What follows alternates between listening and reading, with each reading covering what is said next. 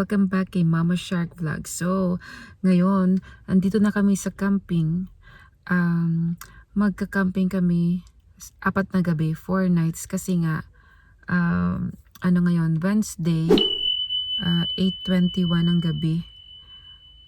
Bukas walang trabaho, Thursday, kaya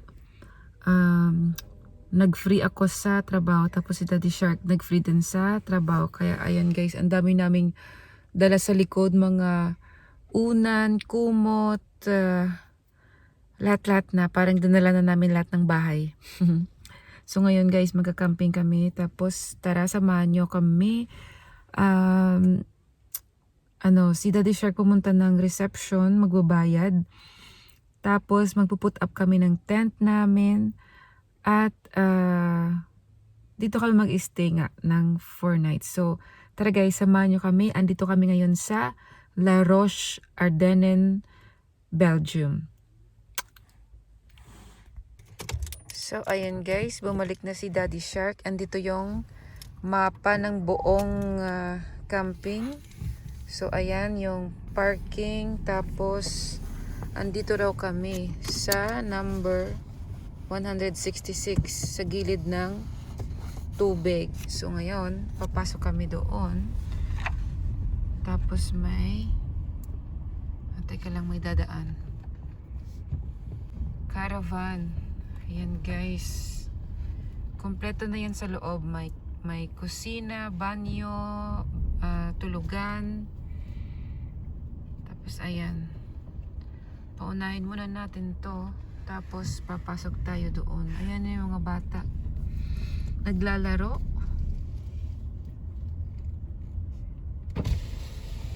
So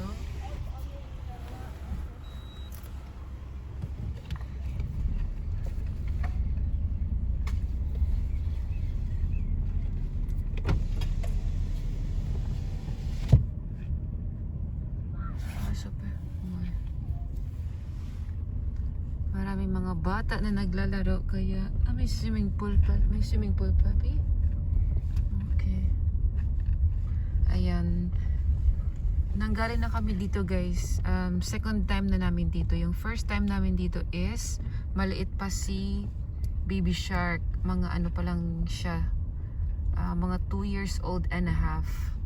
So ngayon dito sa gilid ng tubig, may river yan dyan sa gilid. Ayan. Ito, lahat yan mga caravan. So kami nasa dulo-dulo pa.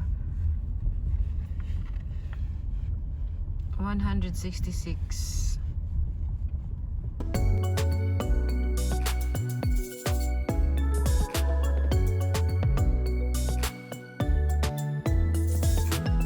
Yeah, diretso.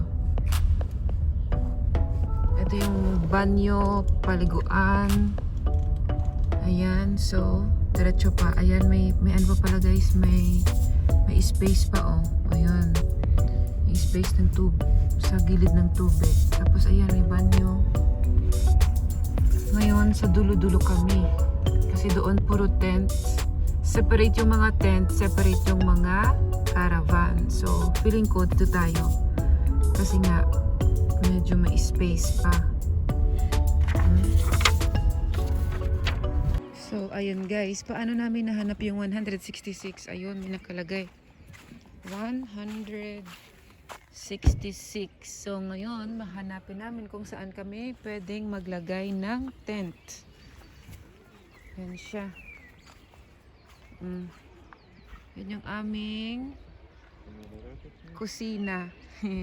Sa gilid ng tubig. So, ngayon, wala pa yung mga tao dito. Bukas, puno na yan lahat kasi may mga reservation. Kami late na kami nagpa-reserve, pero meron pa rin kaming space na nakuha. Kaya yan yung sasakyan. Hinihintay na lang namin yung tao na pumunta dito para sabihin kung paano namin ilagay yung tent namin dito sa 166 na yan. So ayun guys, natayo na namin yung tent, pero ilalagay pa namin yung loob. Kaya eto na siya. Ayan. 2 kwarto, 1 kusina, magkasama yung sala. Ayan guys, so ngayon ikot tayo kasi nga nandun si Daddy Shark sa kabila. Ayan, yung tent. Tapos nakalagayan siya para hindi siya mapalid ng, ang tawag dun, ihipin ng hangin. Ayan guys. Tapos dito, ay, papi. Ayan sa gilid. Ay, baba niya ako kizinyo kop. Here. Ayan. Tapos, ayan guys, pasok tayo sa loob. Saudi past pa ka. Sige, makapast pa ka.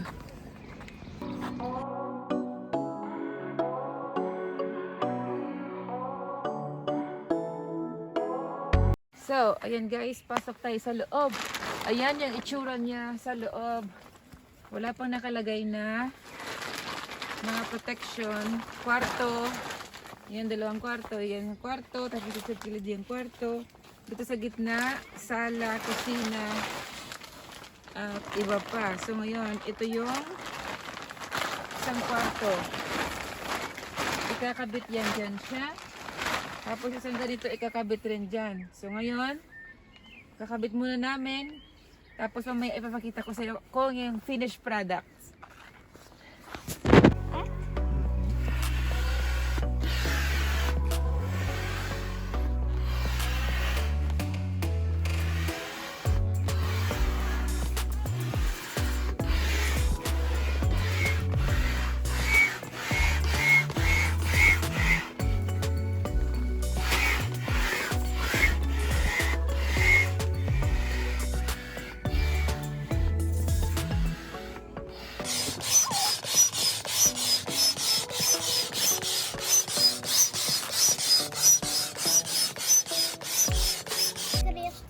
So, ayan guys, nalagay na namin yung kwarto.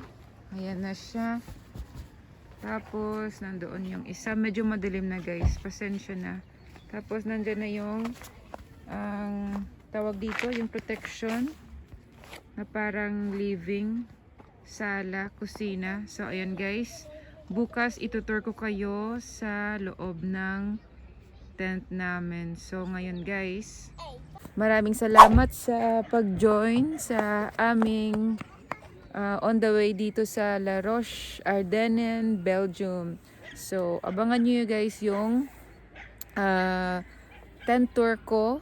Tapos kung saan kami pupunta dito sa La Roche, kung ano yung mga gagawin namin. Tapos kung ano yung mga kakainin namin sa camping. Magluluto ba kami or mag-order lang, or tignan natin guys kung ano yung tawag ng panahon. Kaya guys, gabi na, magta 10 o'clock na, kaya mag-prepare na kami, tapos nagpapahinga. So see you bukas guys. Salamat!